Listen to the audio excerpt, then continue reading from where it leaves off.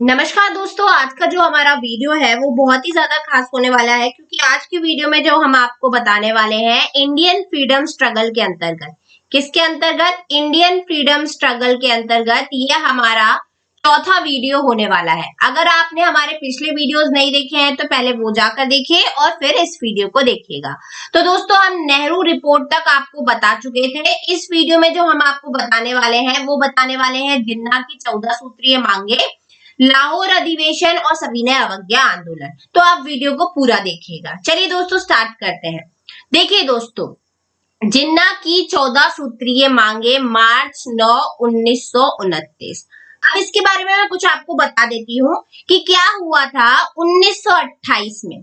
क्या हुआ था?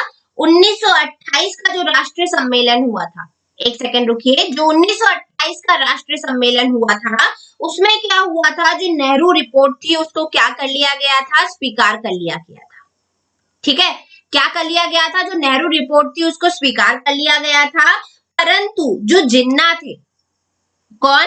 जो जिन्ना थे वो क्या नेहरू रिपोर्ट के स्वीकार करने से क्या थे? अगेंस्ट थे।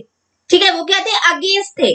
तो जिन्ना को क्या लगा कि जो कांग्रेस है और जो महात्मा गांधी है उनसे क्या न्याय प्राप्त करने की कोई उम्मीद नहीं है। क्या? कोई उम्मीद नहीं है। तो उन्होंने क्या किया? मुस्लिम लीग के गुटों के बीच एकता लाने के उद्देश्य थे। जो मुस्लिम गुट थे ना, उनके बीच एकता लाने के उद्देश्य से उन्होंने क्या किया? मार्च 1929 में, अब मार्च 1929 में दिल्ली में लीग की एक बैठक बुलाई और नेहरू रिपोर्ट को अस्वीकार करते हुए, ध्यान दीजिएगा कहां पर? दिल्ली में। कहां पर? दिल्ली में उन्होंने एक लीग की बैठक बुलाई और जो नेहरू रिपोर्ट थी उसको अस्वीकार करते हुए जो उनकी 14 सूत्रीय मांगे थी, 14 सूत्रीय जो उनकी मांगे थी उसे क्या किया? पेश किया। ठीक है, तो ये कहां पर हुआ था? अगर आपसे क्वेश्चन पूछ लिया जाए कि जो नेहरू रिपोर्ट है उसको अस्वीकार कहां पर किया गया था, तो कहां पर? दिल्ली की एक लीग की बैठक में इसको अस्वीकार कर दिया गया था। ठीक है, तो यही यहाँ पे लिखा हुआ है कि मुस्लिम लीग के नेता जिन्ना ने नेहरू रिपोर्ट को अस्वीकार कर दिया। इसके बाद उन्होंने एक सूची रखी जिन्हें 14 की जिन्ना की 14 सूत्रीय मांगों के नाम से जाना जाता है। अब मैं एक एक करके आपको थोड़ा सा बता देती हूँ कि आखिर ये 14 सूत्रीय मांगे थी क्या। देखिए, यहाँ पे 14 सूत्रीय मांगे, कभी कभी क्या यूपीएससी सीएससी में इनसे क्वेश्चन पूछ लिया जाता है। तो पहली जो सूत्रीय मांग थी वह थी भारत का संविधान संघात्मक हो। क्या हो? भारत का जो संविधान है वो संघात्मक हो। संघात्मक मतलब क्या होता है? अंग्रेजी में इसको बोलते हैं फेडरल। और जो अविष्ट अधिकार प्रांतों के अधीन कैसे रखा जाए। तो पहला आप इतना याद रखिएगा कि जो भारत का संविधान हो वो संघात्मक हो। दूसरी उनकी मांग, दूसरी मांग ये थी कि सभी प्रांतों में समान रूप से स्वायत्त, स्वायत्त मतलब होता है ऑटोनॉमस गवर्नमेंट की क्या हो? स्थापना हो। तो यहाँ पे हम लिख देते हैं स्वायत्त। ठीक है, मतलब क्या? उन्होंने स्वायत्त शासन की क्या की थी? मांग की थी। अंग्रेजी में क्या बोलते हैं इसको? Autonomous government. Autonomous government. तीसरी जो उनकी मांग थी, तीसरी उनकी क्या मांग थी? कि सभी विधान मंडलों और निर्वाचित निकायों का फिर से गठन किया जाए और जो अल्पसंख्यक जातियां हैं उनको पर्याप्त प्रतिनिधित्व दिया जाए। तो यहाँ पर हम क्या लिख लेते हैं? सभी विधान मंडलों और निर्वाचित निकायों का फिर से गठन किया जाए। विधान मंडलों और निर्वाचित निकायों, निर्वाचित निकायों का क्या किया जाए? गठन किया जाए और अल्पसंख्यकों को क्या दिया जाए? प्रतिनिधित्व दिया जाए। देखिए, ये इंपॉर्टेंट है। जिन्ना की 14 सूत्रीय मांगे। ठीक है, तो मैं शॉर्ट में लिख दे रही हूं। चौथा क्या मांग थी उनकी? चौथी उनकी जो मांग थी कि केंद्रीय विधानमंडल में मुसलमानों को 1/3 प्रतिनिधित्व रहे। तो यहां पे लिख लेते हैं केंद्रीय विधानमंडल में 1/3 बहुमत, सॉरी प्रतिनिधित्व, विधानमंडल में 1/3 प्रतिनिधित्व, वो भी किसको? मुसलमानों को। नेक्स्ट देखते हैं, पांचवी मांग उनकी क्या थी? पांचवी मांग उनकी ये थी कि सभी संप्रदायों में प्रतिनिधित्व पृथक निर्वाचन पद्धति हो। ठीक है, क्या हो? जिसे क्या बोलते हैं? सेपरेट इलेक्टोरेट, प्रतिनिधित्व क्या हो? प्रतिनिधित्व पृथक निर्वाचन पद्धति, पृथक निर्वाचन पद्धति। इंग्लिश में इसको क्या बोलते हैं? Separate electorate, separate electorate.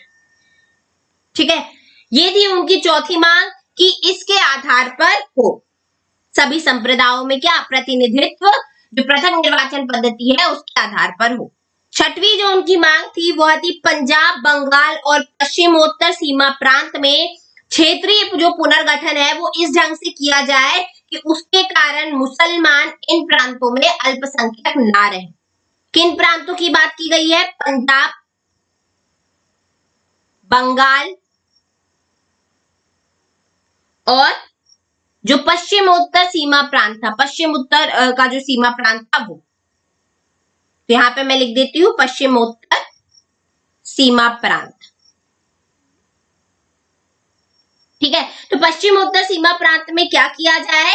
यहां पर उनका जो क्षेत्रीय पुनर्गठन है वो इस तरीके से किया जाए कि जो मुसलमान है वो क्या? अल्पसंख्यक ना रहे, मतलब क्षेत्रीय पुनर्गठन किया जाए जिससे जो मुसलमान है वो अल्पसंख्यक ना रहे, मुसलमान अल्पसंख्यक ना रहे। ठीक है, चलिए नेक्स्ट देखते हैं। जो सातवीं उनकी मांग थी वो यह थी कि किसी विधानमंडल में ऐसे विधेयक ना पेश किए जाएं जिसका संबंध किसी संप्रदाय है उसे विशेष के लिए क्या? हानिकारक हो। जो भी संप्रदाय विशेष होता है ना उसके लिए क्या हो? हानिकारक हो। तो सातवीं मांग क्या थी? ऐसा विधेयक ना पेश किया जाए। विधेयक, देखिए मैं शॉर्ट में बता रही हूं, ये याद कर लीजिएगा। विधेयक ना पेश किया जाए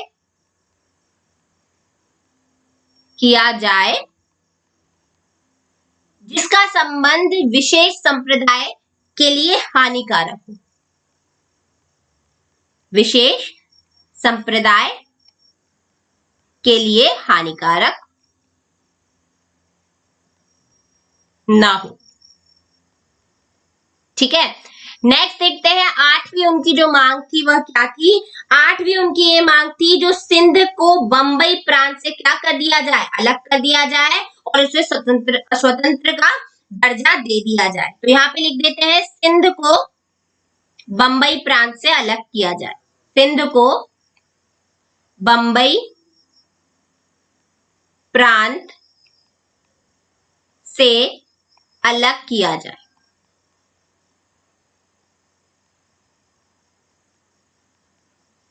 अब नौवां देखते हैं। नौवीं उनकी क्या मांग थी? नौवीं उनकी ये मांग थी कि जो उत्तर पश्चिम सीमा प्रांत है और जो बलूचिस्तान का क्षेत्र है वहां पर क्या? संवैधानिक सुधार होना क्या हो? आरंभ किया जाना चाहिए। तो यहाँ पे लिख लेते हैं उत्तर प्रांत का जो क्षेत्र है, उत्तर पश्चिम प्रांत का और बलूचिस्तान का और बलूचिस्तान,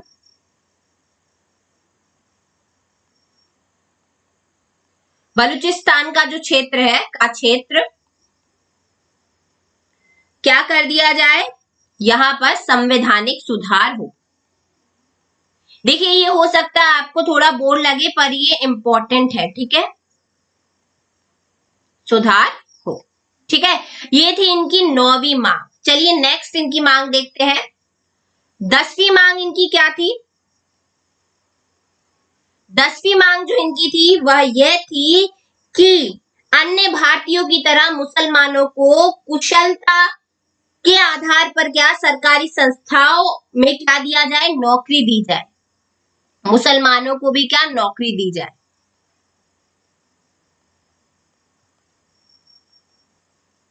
नौकरी दी जाए।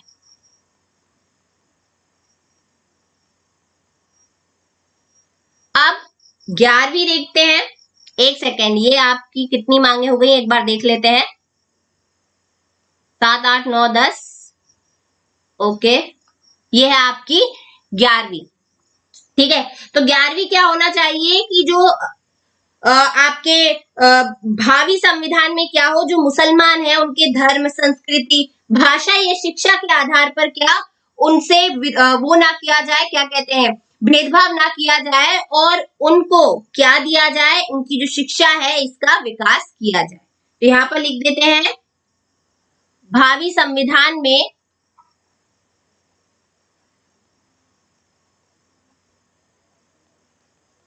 मुसलमानों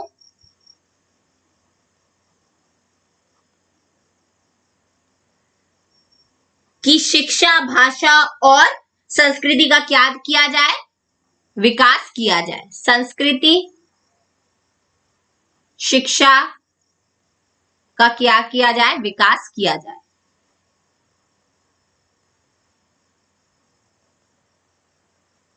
नेक्स्ट देखते हैं 12वीं। 12वीं जो इनकी ये थी कि जो केंद्रीय और प्रांतीय मंत्रिमंडल है उसमें मुसलमानों का 1/3 प्रतिनिधित्व होना चाहिए।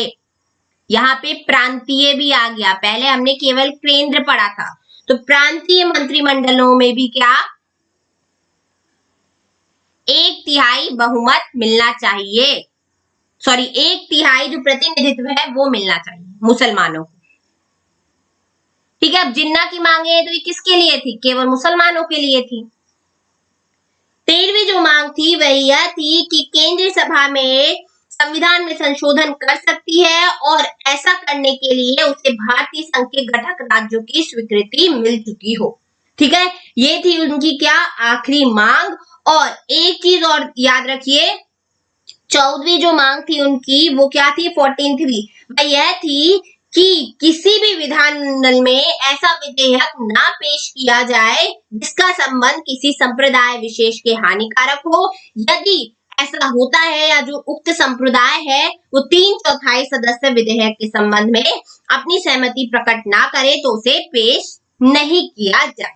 ठीक है, तो ये थी जिन्ना की 14 सूत्रीय मांगे। आई होप आपको ये याद हो गई होंगी और इनको ध्यान से आप पढ़िएगा। ठीक है, ये बहुत ही ज्यादा इंपॉर्टेंट है। चलिए अब नेक्स्ट देखते हैं। नेक्स्ट जो आपका था वह था लाहौर अधिवेशन। क्या था, लाहौर अधिवेशन। ठीक है, अब लाहौर अधिवेशन देख लेते हैं आखिर लाहौर अधिवेशन है क्या। तो देखिए, लाहौर अधिवेशन के बारे में कुछ महत्वपूर्ण बातें मैं आपको बता देती हूँ। इसको क्या पूर्ण स्वराज भी बोला जाता है। अब पूर्ण स्वराज क्यों बोला जाता है, क्योंकि यही जो अधिवेशन था लाहौर का, इसमें ही क्या किया था, पूर्ण स्वराज को अपना क्या लक्ष्य घोषित किया था। ओके, कांग्रेस ने एक प्रस्ताव पारित किया जिसमें राष्ट्रीय आंदोलन के लिए क्या पूर्ण स्वराज को अपना लक्ष्य इसी में जो ये अधिवेशन हुआ था इसी में घोषित किया था। और जो ये अधिवेशन हुआ था ये किसकी अध्यक्षता में हुआ था, जवाहरलाल नेहरू की अध्यक्षता में हुआ था। और कब हुआ था, दिसंबर 1929 में हुआ था। ये वार्षिक जो अधिवेशन था, इसके साथ साथ कांग्रेस ने एक प्रस्ताव भी इसमें पारित किया था जिसमें राष्ट्रीय आंदोलन के लिए पूर्ण स्वराज का क्या लक्ष्य घोषित किया था, इसलिए इस अधिवेशन को पूर्ण स्वराज भी बोला जाता है। ठीक है, तो ये ध्यान देने वाली बात है, तो ये आप याद रखिएगा। थोड़ा सा और देख लेते हैं कि 31 दिसंबर 1929 को क्या हुआ था, एक नया जो तिरंगा ध्वज क्या फहराया गया था और 26 जनवरी को स्वतंत्रता दिवस के रूप में निर्धारित किया गया था। ये बात आप याद रखिएगा कि अगर आपसे पूछा जाए कि 26 जनवरी को स्वतंत्रता दिवस के रूप में निर्धारित कब किया गया था, तो ये लाहौर अधिवेशन में हुआ था। और उन्होंने ये भी कहा था कि ये प्रतिवर्ष मनाया जाएगा, जो कि और हाँ, इसमें उन्होंने एक चीज और की थी कि ब्रिटिश शासन के अंतर्गत नहीं रहने की क्या की थी, शपथ भी इन्होंने ली थी। तो जो लाहौर अधिवेशन है ये इसलिए इंपॉर्टेंट हो जाता है। तो मैंने सारे इंपॉर्टेंट पॉइंट यहाँ पे इंक्लूड किए हैं। चलिए हम नेक्स्ट देखते हैं, सविनय अवज्ञा आंदोलन। क्या देखते हैं, सविनय अवज्ञा आंदोलन।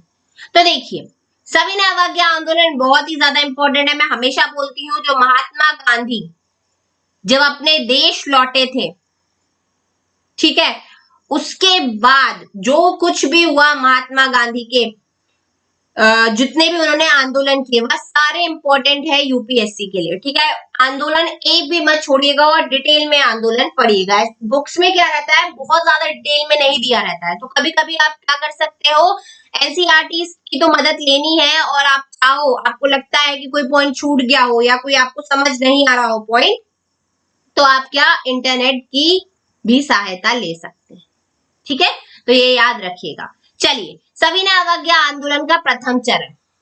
तो दोस्तों सबसे पहले मैं आपको बता देती हूँ सविनय अवज्ञा आंदोलन क्या था, ये इसे क्यों बोला गया। तो देखिए, सविनय अवज्ञा मतलब इन्होंने कानून तो तोड़ा, ठीक है, कानून तो तोड़ा गया परंतु इन्होंने कोई हिंसा नहीं की, ठीक है। इसी कारण से सविनय अवज्ञा आंदोलन बोला गया। अब आपको भी मालूम है कि जो महात्मा गांधी है वो क्या थे, अहिंसा प्रेमी थे। तो उन्होंने कानून तो तोड़ा परंतु उन्होंने कोई हिंसा नहीं की, ठीक है। और ये कानून इसलिए फेमस हुआ कि पूरे देश में क्या होने लगे, कानून तोड़ने लगे लोग। और प्रथम चरण में क्या हुआ था, प्रथम चरण में नमक बनाकर कानून तोड़ा गया था, ठीक है। प्रथम चरण का पूछा जाए तो नमक बनाकर इन्होंने कानून तोड़ा था, पूरे देश में यह होने लगा था, ठीक है। तो ये याद रखिएगा। चलिए अब इसके बारे में थोड़ा सा डिटेल में पढ़ लेते हैं सविनय अवज्ञा आंदोलन में। तो बात है कब की, 1929 की, जब क्या हुआ था, लाहौर अधिवेशन हुआ था और कांग्रेस ने क्या पूर्ण स्वराज को अपना लक्ष्य घोषित कर लिया था। अब क्या हुआ था कि 1930 में, कब, 1930 में क्या हुआ था, स्वतंत्रता दिवस के पालन के लिए गांधी के नेतृत्व में क्या हुआ था, सविनय अवज्ञा आंदोलन की शुरुआत हुई थी। और ये कैसे हुई थी, गांधी जी ने प्रसिद्ध दांडी मार्च कर क्या करके, प्रसिद्ध दांडी मार्च कर इसका आरंभ किया था। 12 मार्च, कब, 12 मार्च 1930 को क्या हुआ था, उनके साबरमती आश्रम से, कहां से, साबरमती आश्रम से गांधी जी ने अपने 78 अनुयायियों के साथ, या कह सकते हैं 78 अन्य सदस्यों के साथ, अहमदाबाद से करीब 385 किलोमीटर दूर भारत के पश्चिमी तट पर क्या की, एक पैदल यात्रा प्रारंभ कर दी, ठीक है। और जैसे ही वो 6 मार्च को, जैसे ही वह क्या, जैसे ही वह दांडी पहुंचे, उन्होंने नमक बनाकर, समुद्र का पानी था ना, उससे नमक बनाकर क्या, कानून तोड़ा। तो ये बात याद रखिएगा कि इसकी शुरुआत कैसे हुई थी, ठीक है। कानून तोड़ा, तो उन्होंने क्या किया, थोड़ा सा मैं इसको और बता देती हूँ। हाँ, एक चीज और कि उस समय क्या, जो नमक बनाना था वो क्या था, गैर कानूनी था। इसी कारण क्या गांधी जी ने क्या किया, इसकी शुरुआत नमक बनाकर ही की। तो उन्होंने किस तरीके से बनाया था वो बता देती हूँ मैं। समुद्री जल की जो वाष्पीकरण था उससे बने नमक को क्या, उन्होंने मुट्ठी में उठाकर सरकार की अवज्ञा की और इस जो कानून था इसको तोड़ा। क्योंकि उस समय क्या, ये जो कानून था नमक बनाने का, मतलब जो नमक बनाना था, ये कानून के विरोध था, मतलब इसको माना जाता था कानून तोड़ना, इसलिए उन्होंने इसकी शुरुआत की थी, ठीक है। और सविनय अवज्ञा आंदोलन के प्रथम चरण में क्या हुआ, नमक बनाने की जो घटनाएं हैं वो पूरे भारत में होने लगी, ठीक है। अलग अलग क्षेत्रों में क्या, ये गठित होने लगी और ये सरकारी अवज्ञा का क्या बन गई, प्रतीक बन गई। मतलब उन्होंने क्या, सरकार के कानून को तोड़ा था, ओके। तो इसलिए जो ये इंपॉर्टेंट है। तो थोड़ा सा और मैं बता देती हूँ इसके बारे में, जो यहाँ पे लिखा हुआ है कि 31 जनवरी 1930 को गांधी जी ने लॉर्ड इरविन को अपनी 11 सूत्रीय मांगे मनाने के लिए समय देते हुए क्या दी थी, चेतावनी दी थी। और गांधी जी ने इरविन को कहा था कि या तो उनकी मांगों को स्वीकार किया जाए, अन्यथा कांग्रेस सविनय अवज्ञा आंदोलन प्रारंभ करेगी। तो ब्रिटिश सरकार ने क्या कर दी थी, उनकी उपेक्षा कर दी थी। इसी वजह से क्या हुआ था, सविनय अवज्ञा आंदोलन का प्रारंभ हुआ था। अब गांधी जी ने क्या किया, सविनय अवज्ञा आंदोलन शुरू कर दिया। और इसकी शुरुआत उन्होंने कहां से की थी, जो मैं आपको बता ही चुकी हूँ, दांडी मार्च से की थी। और ये साबरमती से दांडी तक था। और गांधी जी ने ये जो कानून तोड़ा था वो अपने 78 अनुयायियों के साथ मिलकर तोड़ा था। और क्या, नमक बनाकर तोड़ा था। ठीक है, तो यही था आपका सविनय अवज्ञा आंदोलन। तो आई होप आपको ये वीडियो अच्छा लगा हो। नेक्स्ट वीडियो में हम इसके आगे का वो देखेंगे, आगे के जो इम्पोर्टेंट आंदोलन है जो हुए थे वो देखेंगे। अगर आपको ये वीडियो अच्छा लगा तो प्लीज लाइक, शेयर और सब्सक्राइब जरूर कीजिएगा। और कमेंट सेक्शन में अगर कोई आपको डाउट होता है तो आप पूछ सकते हैं, उसका जवाब आपको जरूर मिलेगा। तो दोस्तों मिलते हैं नेक्स्ट वीडियो में। Thank you so much.